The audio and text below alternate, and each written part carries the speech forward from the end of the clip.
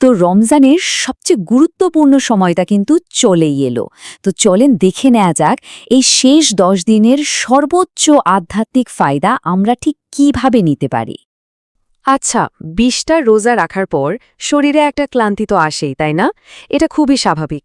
কিন্তু মজার ব্যাপার হলো এই সময়টা আসলে ক্লান্ত হওয়ার জন্য না, বরং এটা হলো নতুন করে শক্তি সঞ্চয় করার সময়।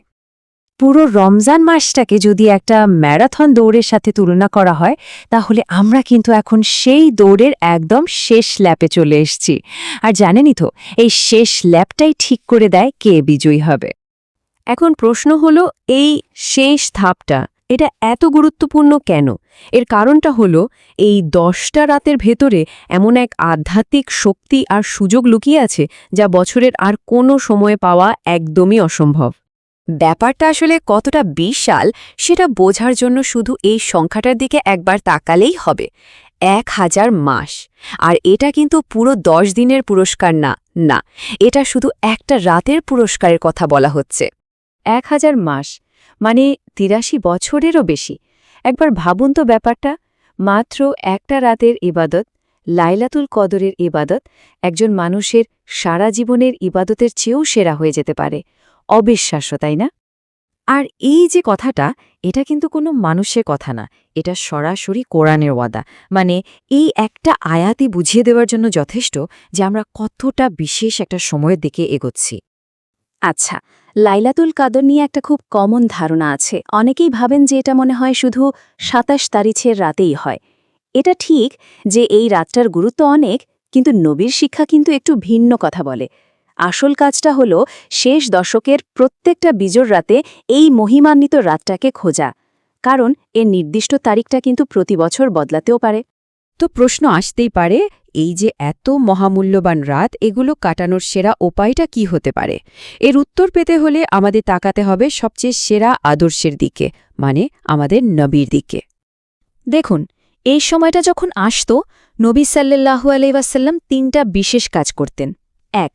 তিনি চেষ্টার একদম শেষ সীমায় চলে যেতেন। আমরা যেটাকে বলি না কোমর বেঁধে নামা, ঠিক সেরকম। ২. তিনি সারা রাত জেগে ইবাদত করতেন, প্রথম ২০ রাতের মতে না, একদম পুরো রাত। আর ৩. তিনি একা নন, নিজের পরিবারকেও এই বরকতময় ইবাদতে ডেকে তুলতেন, শামিল করতেন। তো নবীর এই আদর্শটাকে সামনে রেখে চলেন এবার আমাদের নিজেদের জন্য একটা প্র্যাকটিক্যাল কর্মপরিকল্পনা দেখে নিই। সবচেয়ে আগে আসে সালাতের কথা। এই সময়টায় শুধু রাকাতের সংখ্যা বাড়ানোর দিকে ফোকাস না করে বরং মনোযোগটা দিন নামাজের কোয়ালিটির দিকে। নফল নামাজ, বিশেষ করে তাহাজ্জুদ পড়ার চেষ্টা করা, দাঁড়ানো, রুকু, সেজদা এগুলো একটু লম্বা করা। আর হ্যাঁ, অবশ্যই ফরজ নামাজের কথা তো ভোলাই যাবে না, ওটাই তো আসল। মোট কথা হলো কোয়ান্টিটির চেয়ে খুশু বা একাগ্রতাই এখানে বেশি জরুরি। আমরা তো সবাই জানি যে রমজান মাস হলো কোরআন নাজিলের মাস, তাই না?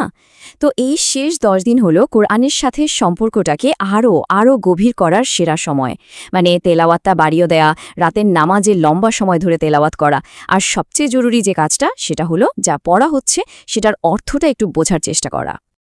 এই রাতগুলো কিন্তু ক্ষমা পাওয়ার রাত, ক্ষমার জন্য শ্রেষ্ঠ সময়। তাই সারাক্ষণ আল্লাহর কাছে ইস্তেগফার করা, মানে ক্ষমা চাওয়া। আর আয়েশা রাকে আমাদের নবী যে বিশেষ দোয়াটা শিখিয়েছিলেন সেটা তো অবশ্যই বেশি বেশি পড়তে হবে। এর পাশাপাশি নিজের মনের যত কথা আছে, যত চাওয়া পাওয়া, নিজের জন্য, পরিবারের জন্য সব কিছু মন খুলে আল্লাহর কাছে চাইতে হবে।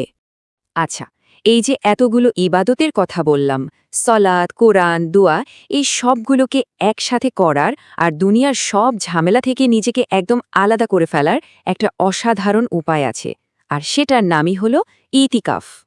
একদম সহজ করে বললে ইতিকাফ হলো একটা স্পিরিচুয়াল রিট্রিট, মানে শেষ ১০ দিনের জন্য মসজিদে চলে যাওয়া আর নিজের পুরো সময়টা শুধু আল্লাহর ইবাদতে কাটানো, বাইরের পৃথিবীর সাথে সব ধরনের যোগাযোগ একদম বন্ধ করে দিয়ে। তাহলে ইতিকাফের আসল উদ্দেশ্যটা কি? এর মূল উদ্দেশ্য হল একেবারে একাগ্র মনে লাইলাতুল কদরকে খোঁজা।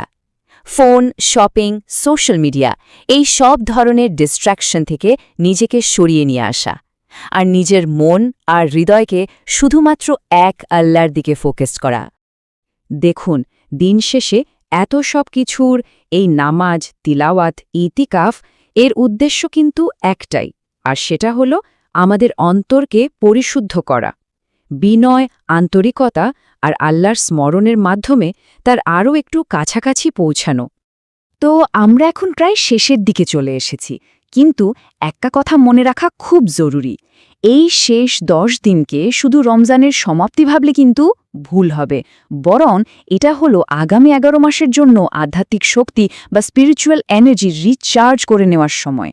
কারণ আবার সেই দৌড়ের উদাহরণেই যদি ফেরি, একটা দৌড়ের ফিনিশিংটা যেমন গুরুত্বপূর্ণ, ঠিক তেমনি রমজানের এই ফিনিশিংটাই কিন্তু নির্ধারণ করে দেয় যে আমাদের পুরো মাসের পরিশ্রমটা আসলে কতটা সফল হলো। এই বিষয়ে নবীর একটা বিখ্যাত বাণী আছে, যেটা আমাদের সবারই সবসময় মনে রাখা উচিত। সব কাজের ফলাফল নির্ভর করে তার শেষের অংশের ওপর। এ কারণেই শেষটা সুন্দর করা এত বেশি জরুরি। তাহলে শেষ প্রশ্নটা হলো, এই শেষ 10 দিনের ইবাদত থেকে যে শক্তি, যে অনুপ্রেরণা পাওয়া গেল, সেই স্পিরিটটাকে আমরা আগামী 11টা মাস ধরে রাখব কিভাবে? এই প্রশ্নটাই আসলে আমাদের সবার জন্য রেখে যাওয়া হলো।